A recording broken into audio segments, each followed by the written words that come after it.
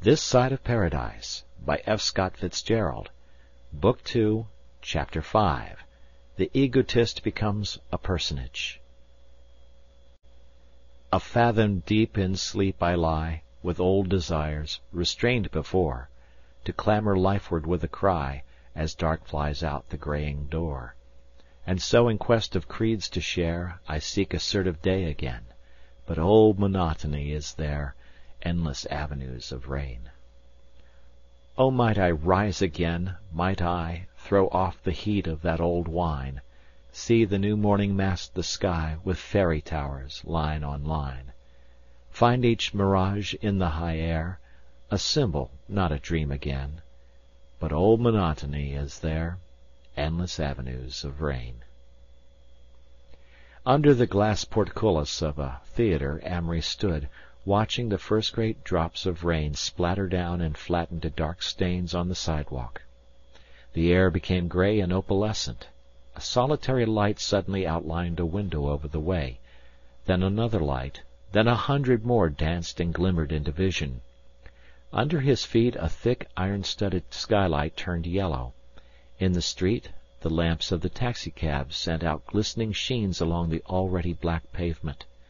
The unwelcome November rain had perversely stolen the day's last hour and pawned it, with that ancient fence, the night.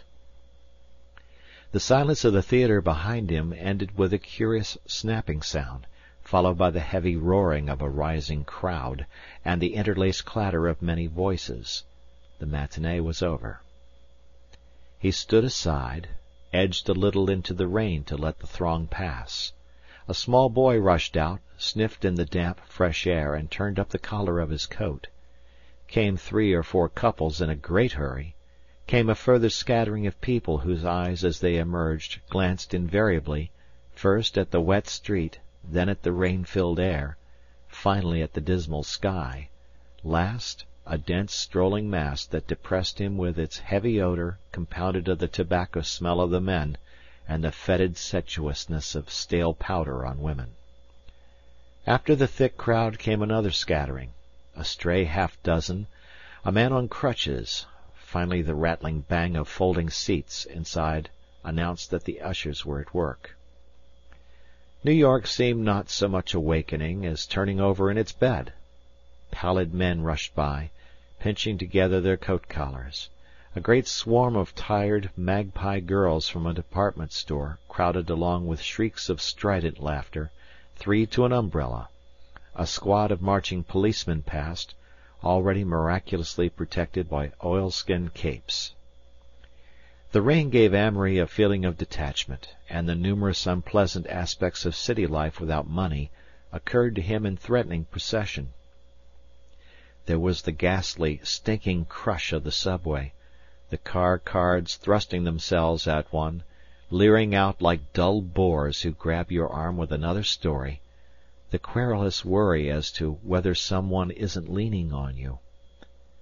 A man deciding not to give his seat to a woman, hating her for it, the woman hating him for not doing it. At worst, a squalid phantasmagoria of breath, and old cloth on human bodies, and the smells of the food men ate. At best, just people, too hot or too cold, tired, worried. He pictured the rooms where these people lived, where the patterns of the blistered wallpapers were heavy, reiterated sunflowers on green and yellow backgrounds, where there were tin bathtubs and gloomy hallways and verdureless, unnamable spaces in back of the buildings, where even love dressed as seduction, a sordid murder around the corner, illicit motherhood in the flat above, and always there was the economical stuffiness of indoor winter, and the long summers, nightmares of perspiration between sticky, enveloping walls. Dirty restaurants where careless, tired people helped themselves to sugar with their own used coffee spoons, leaving hard brown deposits in the bowl. It was not so bad when there were only men or else only women. It was when they were vilely herded that it all seemed so rotten. It was some shame that women gave off at having men see them tired and poor. It was some disgust that men had for women who were tired and poor. It was dirtier than any battlefield he had seen, harder to contemplate than any actual hardship moulded of mire and sweat and danger. It was an atmosphere wherein birth and marriage and death were loathsome, secret things. He remembered one day in the subway when a delivery boy had brought in a great funeral wreath of fresh flowers, how the smell of it had suddenly cleared the air and given everyone in the car a momentary glow. I detest poor people, thought Amory suddenly. I hate them for being poor. Poverty may have been beautiful once, but it's rotten now. It's the ugliest thing in the world. It's essentially cleaner to be corrupt and rich than it is to be innocent and poor. He seemed to see again a figure whose significance had once impressed him, a well-dressed young man gazing from a club window on Fifth Avenue, and saying something to his companion with a look of utter disgust. Probably, thought Amory, what he said was, "My God, aren't people horrible?" Never before in his life had Amory considered poor people. He thought cynically how completely he was lacking in all human sympathy. O. Henry had found in these people romance, pathos, love, hate. Amory saw only coarseness, physical filth, and stupidity. He made no self-accusations. Never any more did he reproach himself for feelings that were natural and sincere. He accepted all his reactions as a part of him, unchangeable, unmoral. This problem of poverty transformed, magnified, attached to some grander, more dignified attitude, might some day even be his problem. At present, it roused only his profound distaste. He walked over to Fifth Avenue, dodging the blind black menace of umbrellas, and standing in front of Delmonico's, hailed an auto bus. Buttoning his coat closely around him, he climbed to the roof, where he rode in solitary state through the thin, persistent rain, stung into alertness by the cool moisture perpetually reborn on his cheek. Somewhere in his mind a conversation began, rather resumed its place in his attention. It was composed not of two voices, but of one, which acted alike as questioner and answerer. Question: Well, what's the situation? Answer: That I have about $24 to my name. Question: You have the Lake Geneva estate? Answer: But I intend to keep it. Question: Can you live? Answer: I can't imagine not being able to. People make money in books, and I've found that I can always do the things that people do in books. Really, they are the only things I can do. Question: Be definite. Answer: I don't know what I'll do, nor have I much curiosity. Tomorrow I'm going to leave New York for good. It's a bad town unless you're on top of it. Question: Do you want a lot of money? Answer: No, I'm merely afraid of being poor. Question: Very afraid? Answer: Just passively afraid. Question: Where are you drifting?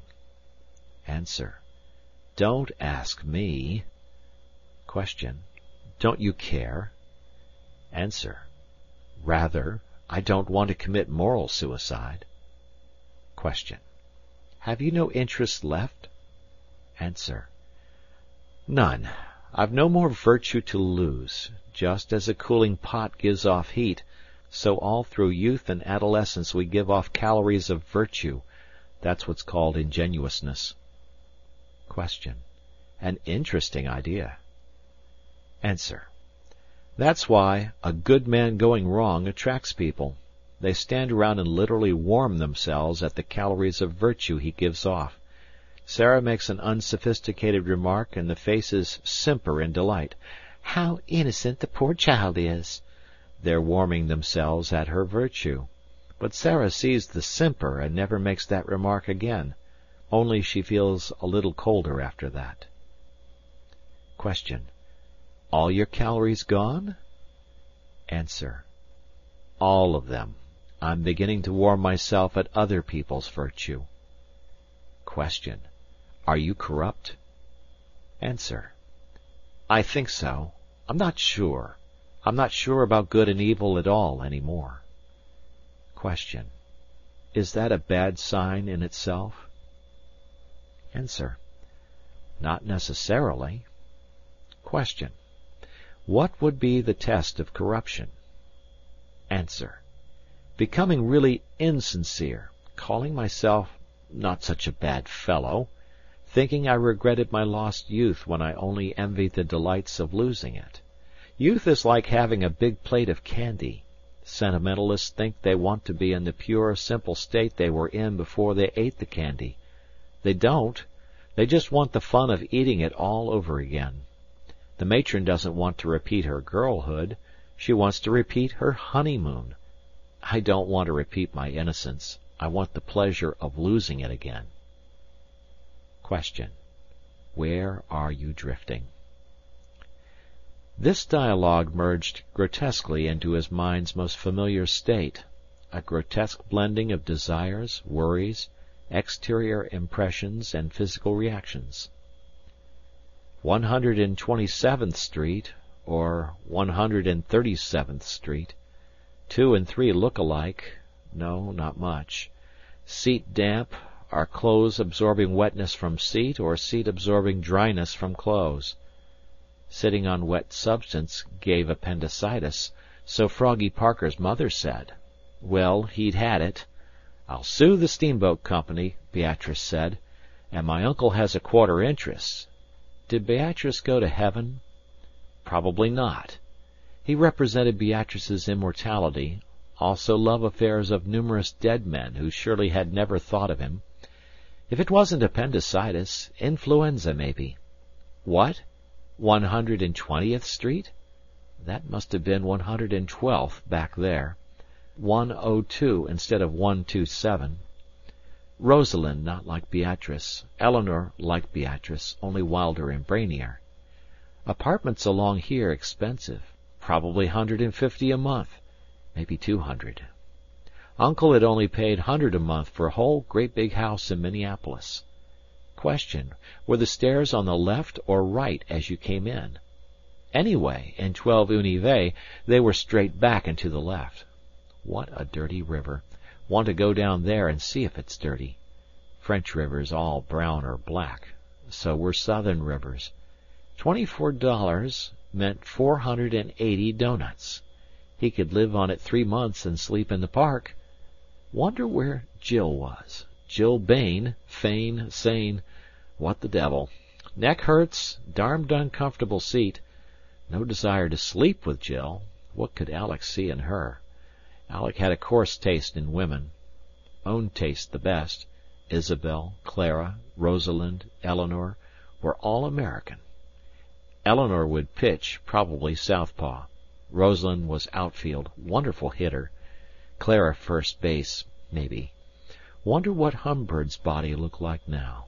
If he himself hadn't been bayonet instructor, he'd have gone up to line 3 months sooner, probably been killed. Where's the darned bell? The street numbers of Riverside Drive were obscured by the mist and dripping trees from anything but the swiftest scrutiny. But Amory had finally caught sight of one, 127th Street. He got off and with no distinct destination, followed a winding, descending sidewalk and came out facing the river, in particular a long pier and a partitioned litter of shipyards for miniature craft, small launches, canoes, rowboats, and catboats. He turned northward and followed the shore, jumped a small wire fence, and found himself in a great disorderly yard adjoining a dock. The hulls of many boats in various stages of repair were around him. He smelled sawdust and paint and the scarcely distinguishable flat odor of the Hudson. A man approached through the heavy gloom. "Hello," said Amory.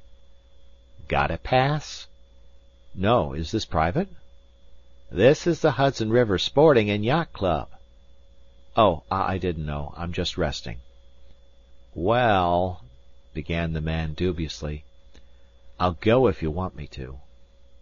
The man made non-committal noises in his throat and passed on. Amory seated himself on an overturned boat and leaned forward thoughtfully until his chin rested in his hand. "Misfortune is liable to make me a damn bad man," he said slowly. In the drooping hours. While the rain drizzled on, Amory looked futilely back at the stream of his life, all its glitterings and dirty shallows. To begin with, he was still afraid. Not physically afraid any more, but afraid of people and prejudice and misery and monotony. Yet, deep in his bitter heart, he wondered if he was, after all, worse than this man or the next. He knew that he could sophisticate himself finally into saying that his own weakness was just the result of circumstances and environment, that often when he raged at himself as an egotist something would whisper ingratiatingly, "No, genius!" That was one manifestation of fear, that voice which whispered that he could not be both great and good, that genius was the exact combination of those inexplicable grooves and twists in his mind, that any discipline would curb it to mediocrity. Probably more than any concrete vice or failing, Amory despised his own personality. He loathed knowing that tomorrow and the 1,000 days after he would swell pompously at a compliment and sulk at an ill word, like a third-rate musician or a first-class actor. He was ashamed of the fact that very simple and honest people usually distrusted him, that he had been cruel, often, to those who had sunk their personalities in him. Several girls, and a man here and there through college, that he had been an evil influence on. People who had followed him here and there into mental adventures from which he alone rebounded unscathed. Usually, on nights like this, for there had been many lately, he could escape from this consuming introspection by thinking of children and the infinite possibilities of children. He leaned and listened, and he heard a startled baby awake in a house across the street, and lend a tiny whimper to the still night. Quick as a flash he turned away, wondering with a touch of panic whether something in the brooding despair of his mood had made a darkness in its tiny soul. He shivered. What if some day the balance was overturned, and he became a thing that frightened children and crept into rooms in the dark, approached dim communion with those phantoms who whispered shadowy secrets to the mad of that dark continent upon the moon? Amory smiled a bit. "You're too much wrapped up in yourself," he heard someone say, and again, "Get out and do some real work." "Stop worrying." He fancied a possible future comment of his own. "Yes, I was perhaps an egotist in youth, but I soon found it made me morbid to think too much about myself." Suddenly he felt an overwhelming desire to let himself go to the devil. Not to go violently as a gentleman should, but to sink safely and sensuously out of sight. He pictured himself in an adobe house in Mexico, half reclining on a rug-covered couch, his slender, artistic fingers closed on his cigarette, while he listened to guitars strumming melancholy undertones to an age-old dirge of Castile, and an olive-skinned, carmine-lipped girl caressed his hair.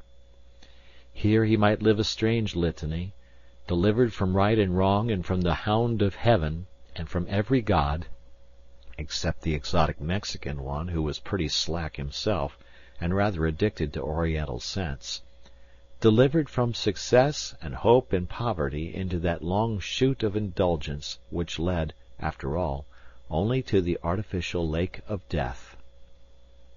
There were so many places where one might deteriorate pleasantly. Port Said, Shanghai, parts of Turkestan, Constantinople, the South Seas, all lands of sad, haunting music and many odors, where lust could be a mood and expression of life, where the shades of night skies and sunsets would seem to reflect only moods of passion, the colors of lips and poppies.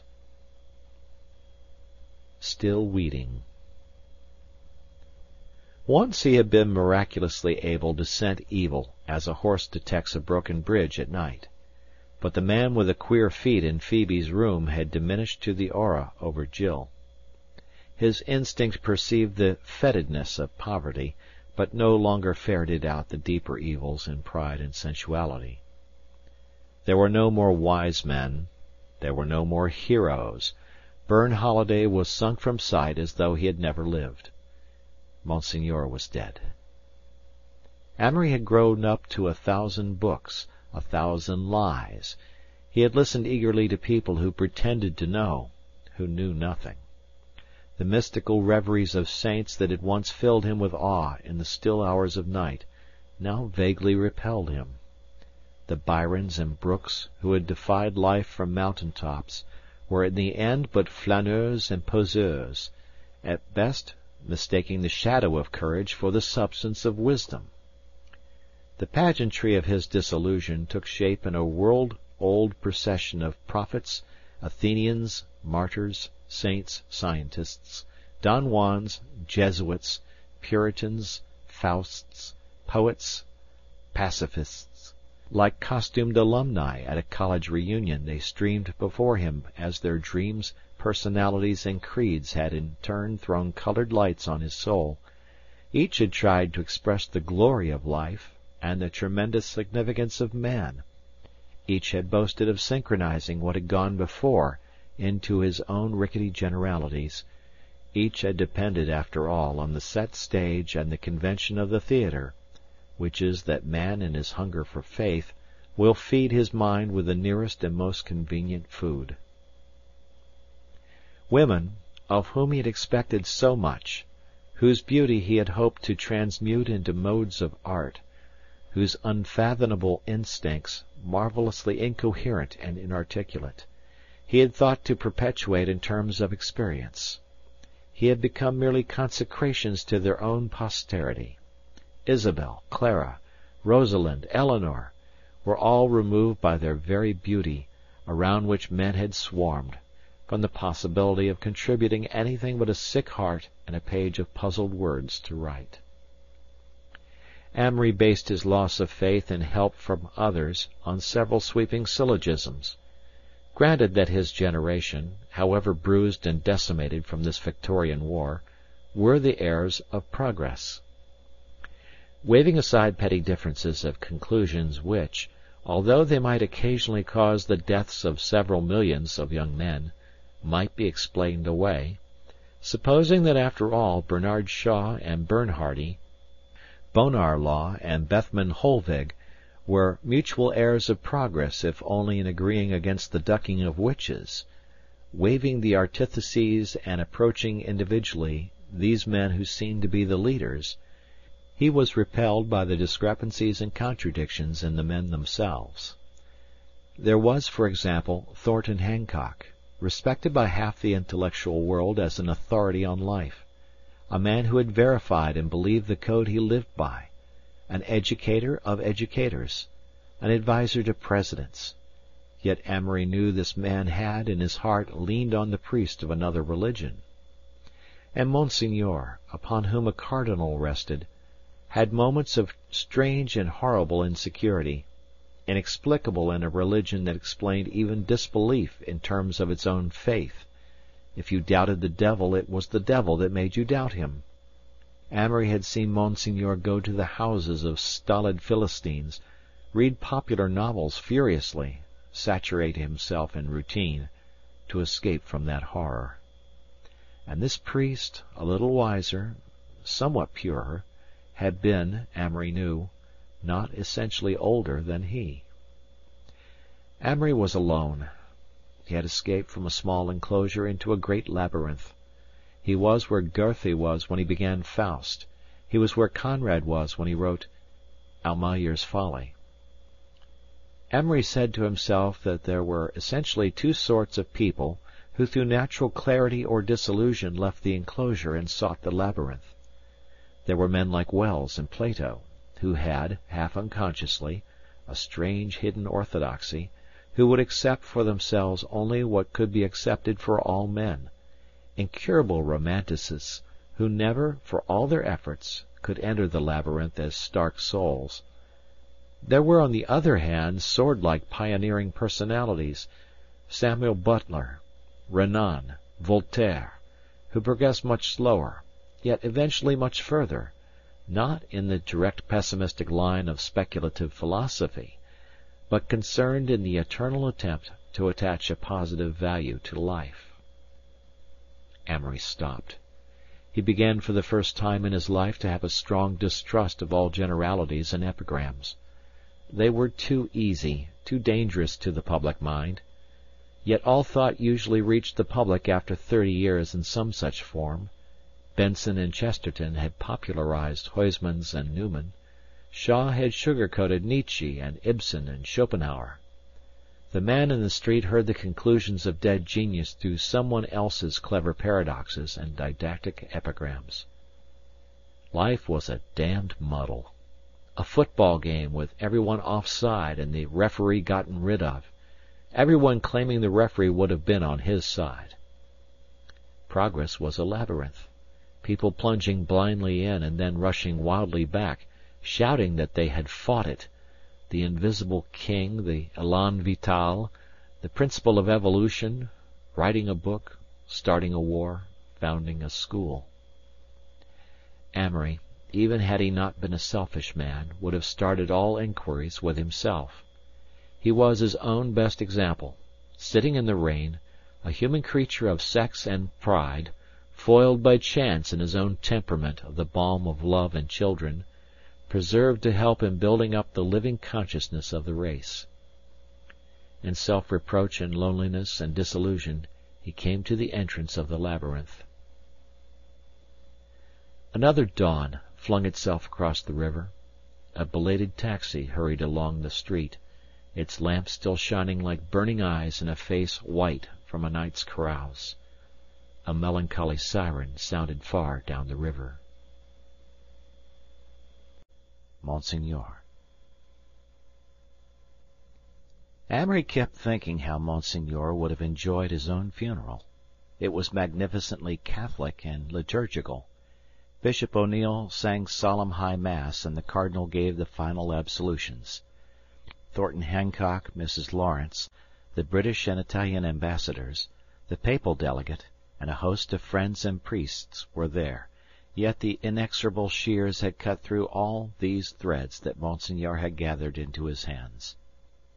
To Amory, it was a haunting grief to see him lying in his coffin, with closed hands upon his purple vestments. His face had not changed, and, as he never knew he was dying, it showed no pain or fear. It was Amory's dear old friend, his and the others', for the church was full of people with daft, staring faces, the most exalted seeming the most stricken. The cardinal, like an archangel in cope and mitre, sprinkled the holy water, the organ broke into sound, the choir began to sing the Requiem Aeternam. All these people grieved because they had to some extent depended upon Monseigneur. Their grief was more than sentiment for the crack in his voice or a certain break in his walk, as Wells put it. These people had leaned on Monsigneur's faith, his way of finding cheer, of making religion a thing of lights and shadows, making all light and shadow merely aspects of God. People felt safe when he was near. Of Amory's attempted sacrifice had been born merely the full realization of his disillusion, but of Monsigneur's funeral was born the romantic elf who was to enter the labyrinth with him. He found something that he wanted, had always wanted, and always would want, not to be admired, as he had feared, not to be loved, as he had made himself believe, but to be necessary to people, to be indispensable. He remembered the sense of security he had found in Byrne. Life opened up in one of its amazing bursts of radiance, and Amory suddenly and permanently rejected an old epigram that had been playing listlessly in his mind. Very few things matter, and nothing matters very much. On the contrary, Amory felt an immense desire to give people a sense of security. The big man with goggles. On the day that Amory started on his walk to Princeton, the sky was a colorless vault, cool, high, and barren of the threat of rain. It was a grey day, that least fleshly of all weathers, a day of dreams and far hopes and clear visions. It was a day easily associated with those abstract truths and purities that dissolve in the sunshine or fade out in mocking laughter by the light of the moon. The trees and clouds were carved in classical severity, the sounds of the countryside had harmonized to a monotone, metallic as a trumpet, breathless as the Grecian urn. The day had put Amory in such a contemplative mood that he caused much annoyance to several motorists who were forced to slow up considerably or else run him down. So engrossed in his thoughts was he that he was scarcely surprised at that strange phenomenon, cordiality manifested within 50 miles of Manhattan, when a passing car slowed down beside him and a voice hailed him. He looked up and saw a magnificent locomobile in which sat two middle-aged men, one of them small and anxious-looking, apparently an artificial growth on the other who was large and begoggled and imposing. "Do you want a lift?" asked the apparently artificial growth, glancing from the corner of his eye at the imposing man as if for some habitual, silent corroboration. "You bet I do. Thanks." The chauffeur swung open the door, and, climbing in, Amory settled himself in the middle of the back seat. He took in his companions curiously. The chief characteristic of the big man seemed to be a great confidence in himself, set off against a tremendous boredom with everything around him. That part of his face which protruded under the goggles was what is generally termed strong. Rolls of not undignified fat had collected near his chin. Somewhere above was a wide, thin mouth and the rough model for a Roman nose, and below, his shoulders collapsed without a struggle into the powerful bulk of his chest and belly. He was excellently and quietly dressed. Amory noticed that he was inclined to stare straight at the back of the chauffeur's head, as if speculating steadily, but hopelessly, some baffling hirsute problem. The smaller man was remarkable only for his complete submersion in the personality of the other. He was of that lower secretarial type, who at 40 have engraved upon their business cards, "Assistant to the President," and without a sigh consecrate the rest of their lives to second-hand mannerisms. "Goin' far?" asked the smaller man in a pleasant, disinterested way. "Quite a stretch." "Hiking for exercise?" "No," responded Amory succinctly. "I'm walking because I can't afford to ride." "Oh." Then again, "Are you looking for work? Because there's lots of work," he continued rather testily. "All this talk of lack of work. The West is especially short of labor." He expressed the West with a sweeping lateral gesture. Amory nodded politely. "Have you a trade?" No, Amory had no trade. "Clerk, eh?" No, Amory was not a clerk. "Whatever your line is," said the little man, seeming to agree wisely with something Amory had said, "now is the time of opportunity and business openings." He glanced again toward the big man, as a lawyer grilling a witness glances involuntarily at the jury. Amory decided that he must say something, and for the life of him could think of only one thing to say. "Of course I want a great lot of money." The little man laughed mirthlessly but conscientiously. "That's what everyone wants nowadays, but they don't want to work for it." A very natural, healthy desire. Almost all normal people want to be rich without great effort, except the financiers in problem plays, who want to crash their way through. Don't you want easy money?" "Of course not," said the secretary indignantly. "But," continued Amory, disregarding him, "being very poor at present, I am contemplating socialism as possibly my forte." Both men glanced at him curiously. "These bomb-throwers—" The little man ceased as words lurched ponderously from the big man's chest. "If I thought you were a bomb-thrower, I'd run you over to the Newark jail. That's what I think of socialists." Amory laughed. "What are you?" asked the big man. "One of these parlor Bolsheviks? One of these idealists?" I must say I fail to see the difference. The idealists loaf around and write the stuff that stirs up the poor immigrants." "Well," said Amory, "if being an idealist is both safe and lucrative, I might try it." "What's your difficulty? Lost your job?" "Not exactly, but, well, call it that." "What was it?" "Writing copy for an advertising agency." "Lots of money in advertising." Amory smiled discreetly. "Oh, I'll admit there's money in it eventually. Talent doesn't starve any more. Even art gets enough to eat these days. Artists draw your magazine covers, write your advertisements, hash out ragtime for your theaters. By the great commercializing of printing you've found a harmless, polite occupation for every genius who might have carved his own niche. But beware the artist who's an intellectual also. The artist who doesn't fit. The Rousseau, the Tolstoy, the Samuel Butler, the Amory Blaine." "Who's he?" demanded the little man suspiciously. "Well," said Amory, he's an intellectual personage not very well known at present." The little man laughed his conscientious laugh, and stopped rather suddenly as Amory's burning eyes turned on him. "What are you laughing at?" "These intellectual people."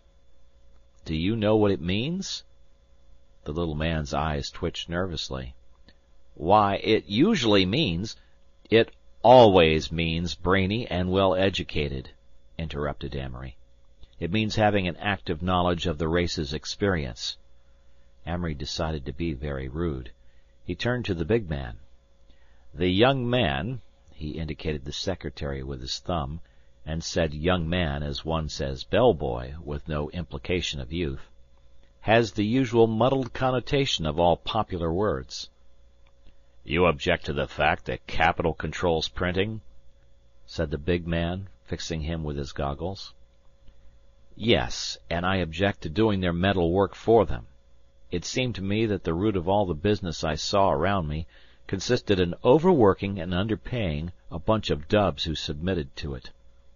"Here now," said the big man, "you'll have to admit that the laboring man is certainly highly paid. 5- and 6-hour days. It's ridiculous. You can't buy an honest day's work from a man in the trades unions." "You've brought it on yourselves," insisted Amory. "You people never make concessions until they're wrung out of you." "What people?" "Your class. The class I belonged to until recently. Those who by inheritance or industry or brains or dishonesty have become the moneyed class."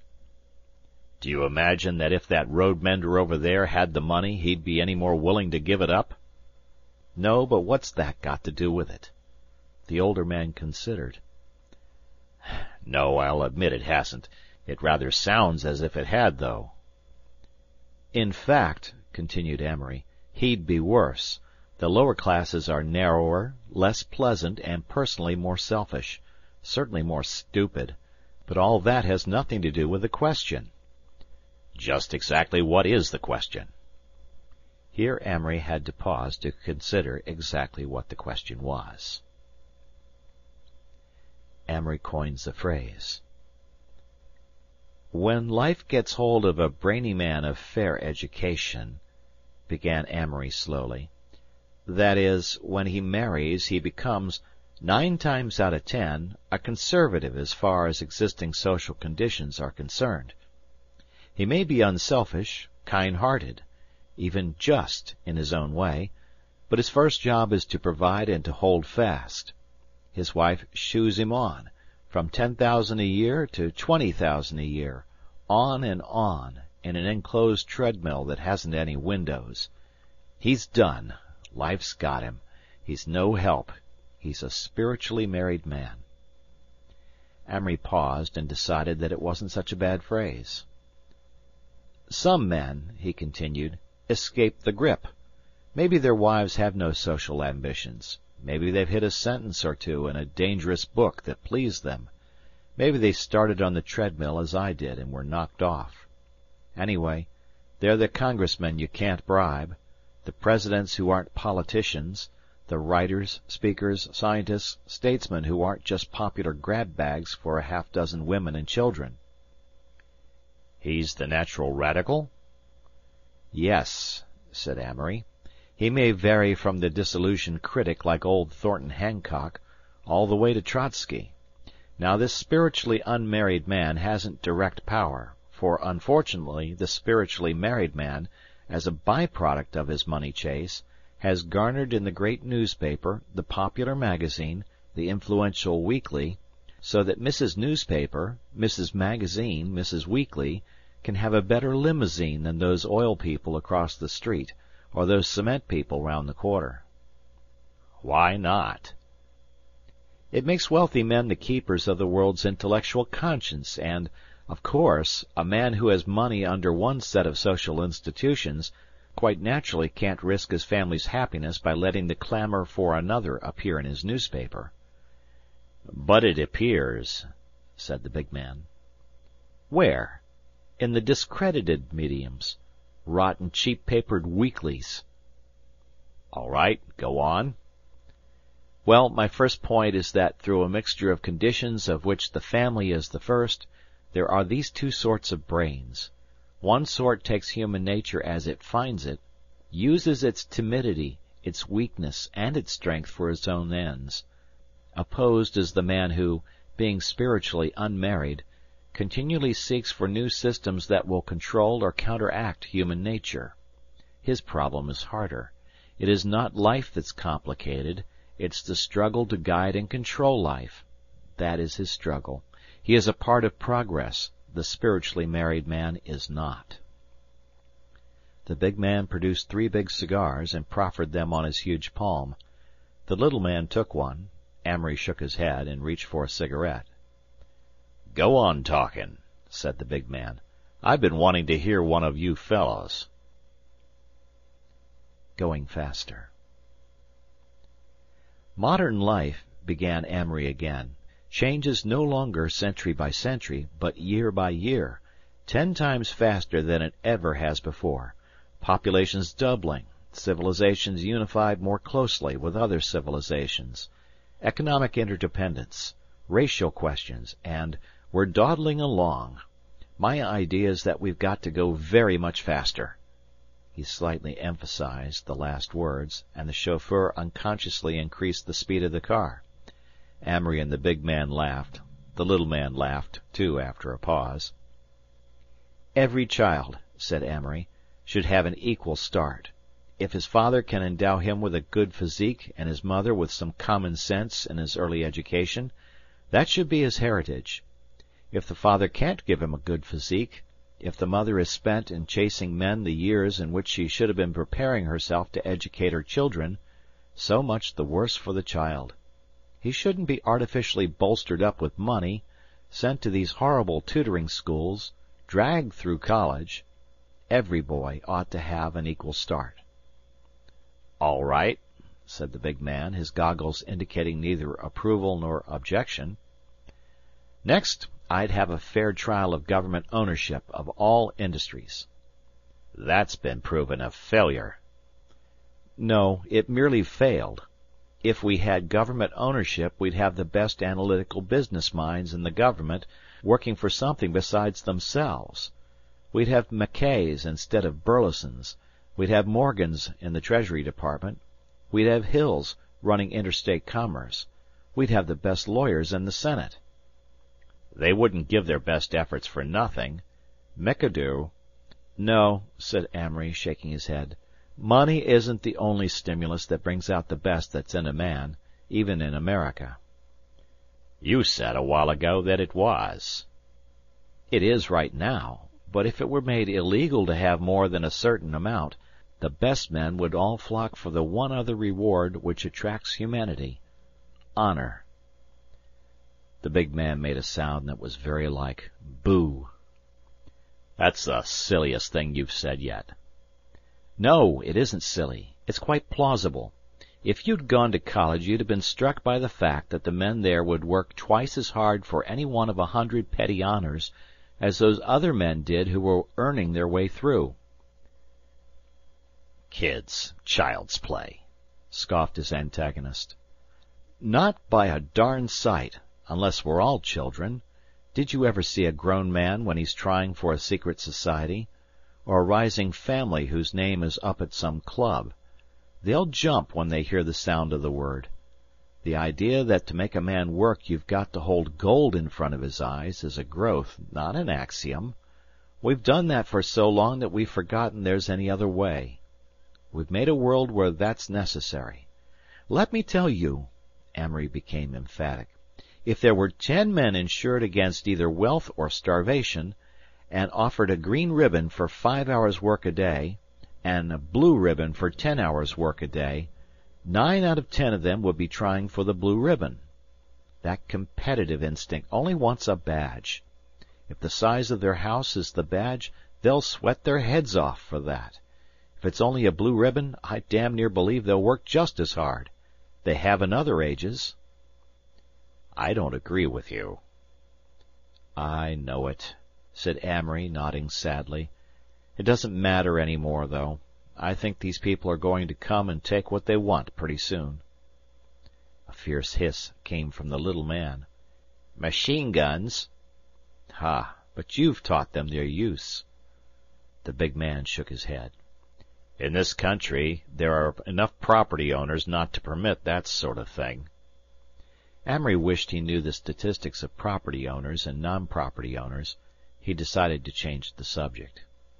But the big man was aroused. "When you talk of taking things away, you're on dangerous ground." "How can they get it without taking it?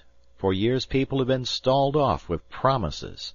Socialism may not be progress, but the threat of the red flag is certainly the inspiring force of all reform. You've got to be sensational to get attention." "Russia is your example of a beneficent violence, I suppose." "Quite possibly," admitted Amory.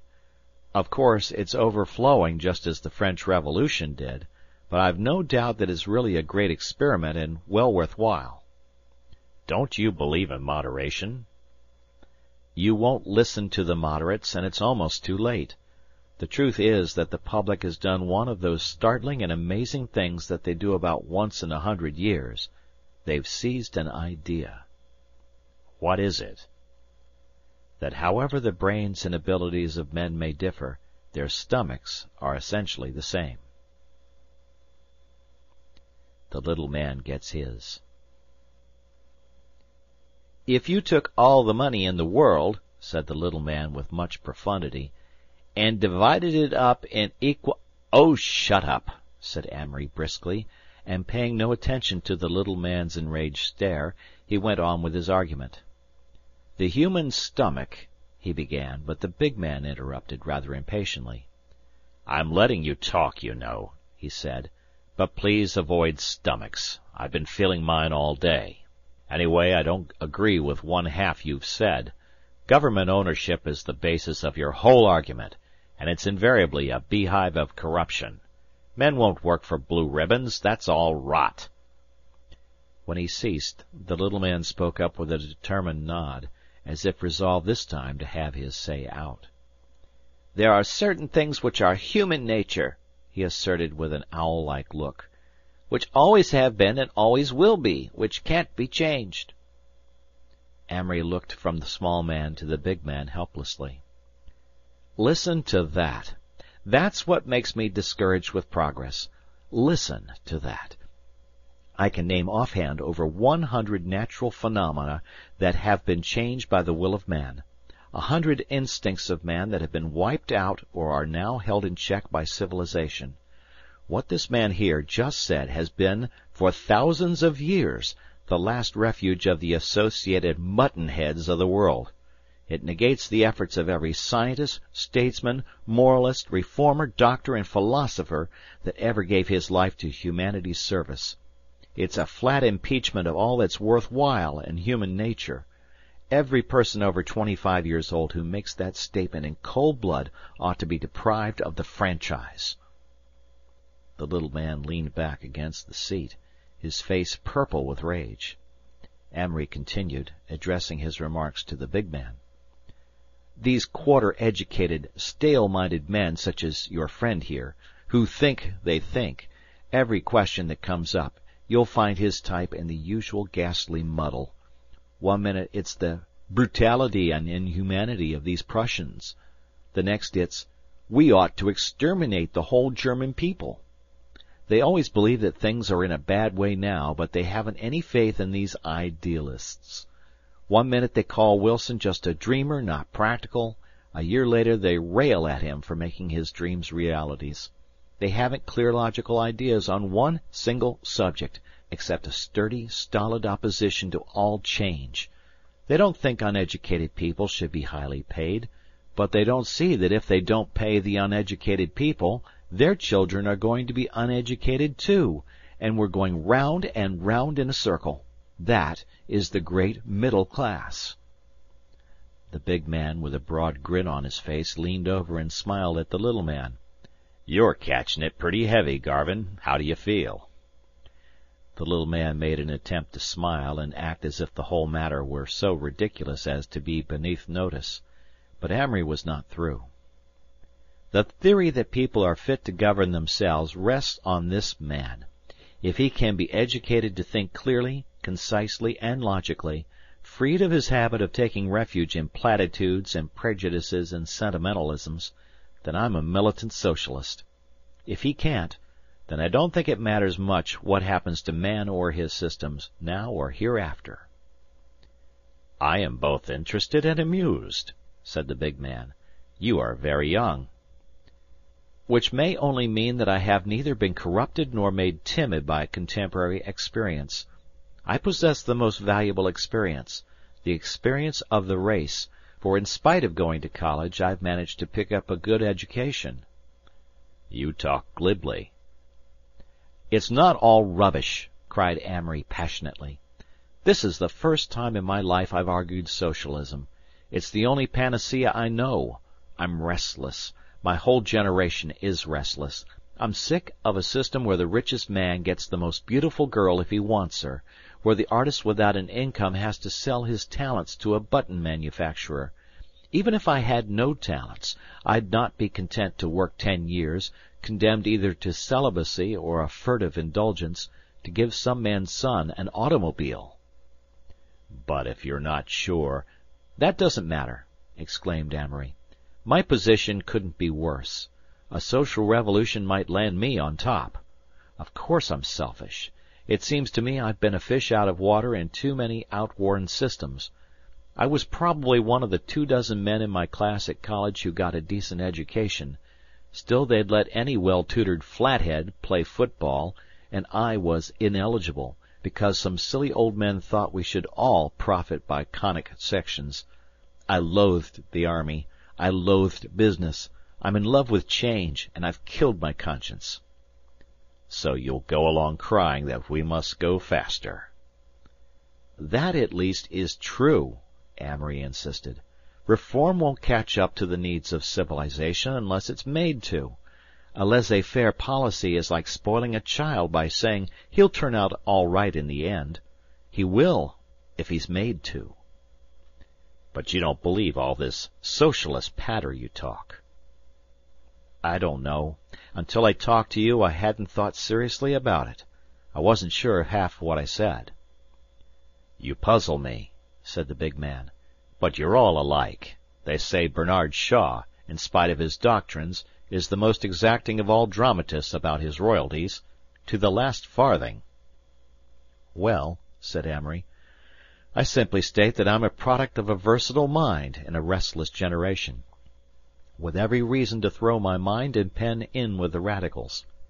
Even if, deep in my heart, I thought we were all blind atoms in a world as limited as a stroke of a pendulum, I and my sort would struggle against tradition, try, at least, to displace old cants with new ones. I've thought I was right about life at various times, but faith is difficult. One thing I know, if living isn't a seeking for the Grail, it may be a damned amusing game. For a minute neither spoke, and then the big man asked, What was your university?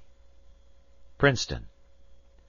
The big man became suddenly interested. The expression of his goggles altered slightly. I sent my son to Princeton. Did you? Perhaps you knew him. His name was Jesse Ferrenby. He was killed last year in France." "I knew him very well. In fact, he was one of my particular friends." "He was, quite a fine boy. We were very close." Amory began to perceive a resemblance between the father and the dead son, and he told himself that there had been all along a sense of familiarity. Jesse Ferrenby, the man who in college had borne off the crown that he had aspired to. It was all so far away.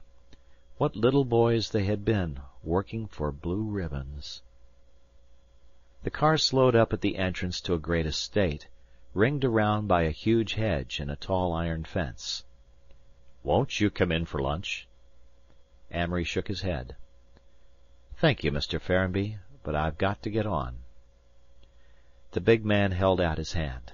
Amory saw that the fact that he had known Jesse more than outweighed any disfavor he had created by his opinions. What ghosts were people with which to work! Even the little man insisted on shaking hands. "Good-bye," shouted Mr. Ferrenby, as the car turned the corner and started up the drive. "Good luck to you, and bad luck to your theories." "Same to you, sir," cried Amory, smiling and waving his hand.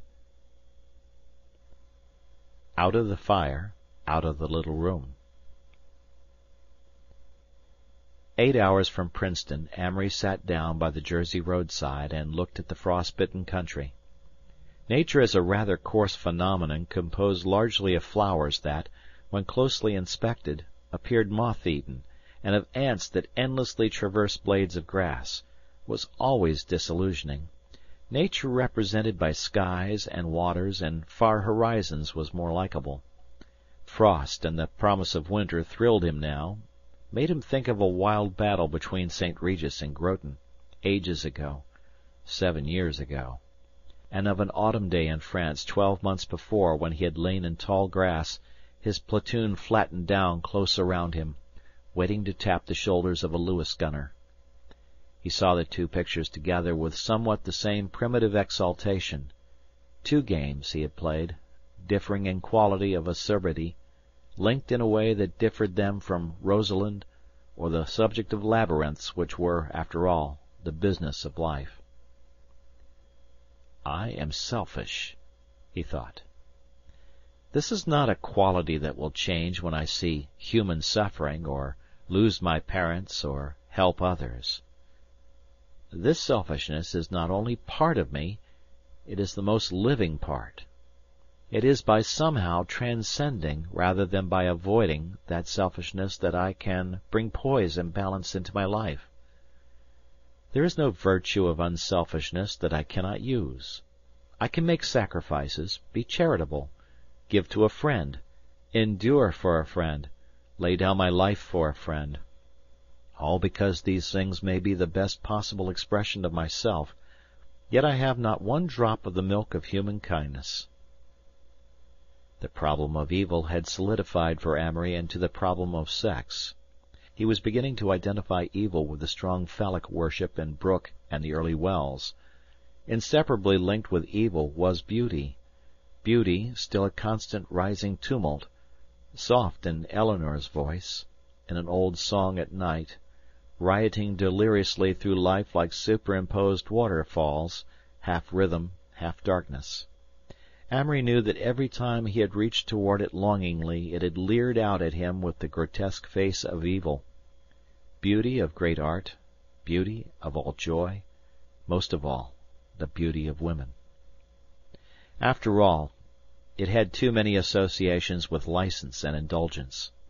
Weak things were often beautiful, weak things were never good, and in this new loneness of his that had been selected for what greatness he might achieve, beauty must be relative or, itself a harmony, it would make only a discord.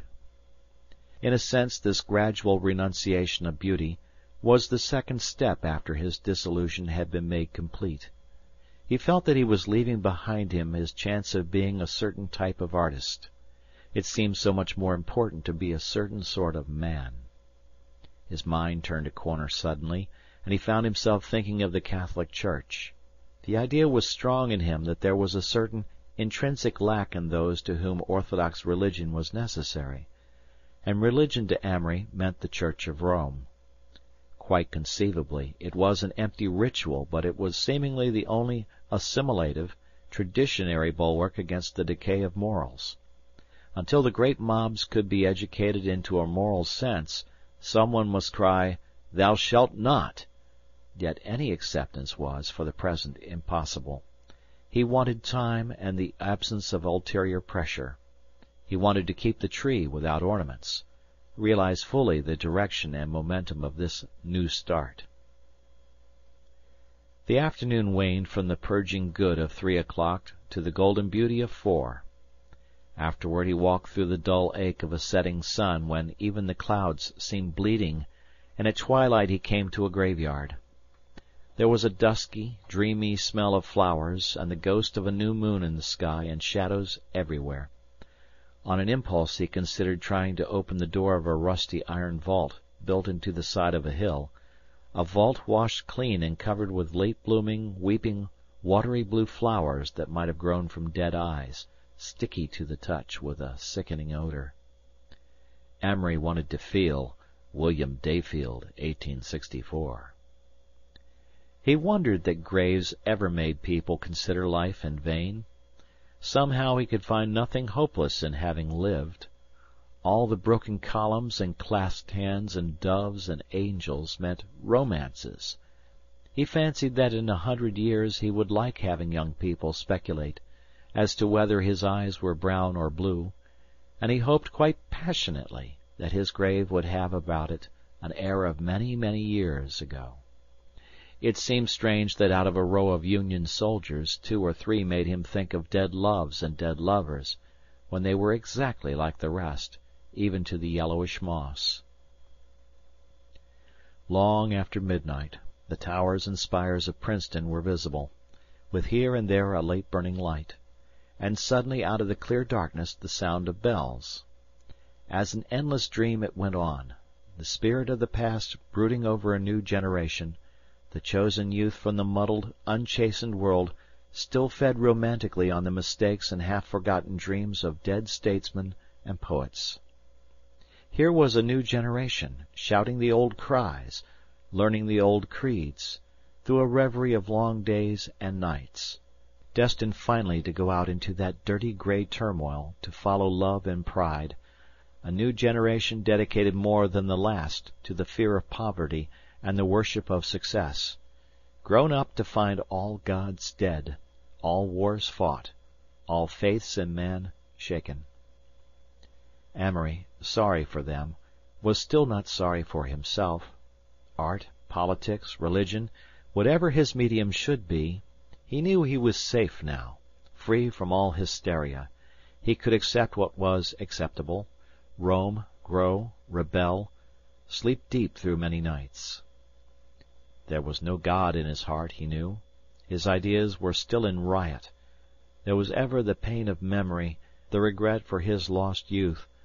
Yet the waters of disillusion had left a deposit on his soul, responsibility and a love of life, the faint stirrings of old ambitions and unrealized dreams. But, oh, Rosalind, Rosalind. It's all a poor substitute at best, he said sadly. And he could not tell why the struggle was worthwhile, why he had determined to use to the utmost himself and his heritage from the personalities he had passed. He stretched out his arms to the crystalline, radiant sky. "I know myself," he cried, "but that is all." End of chapter, end of book.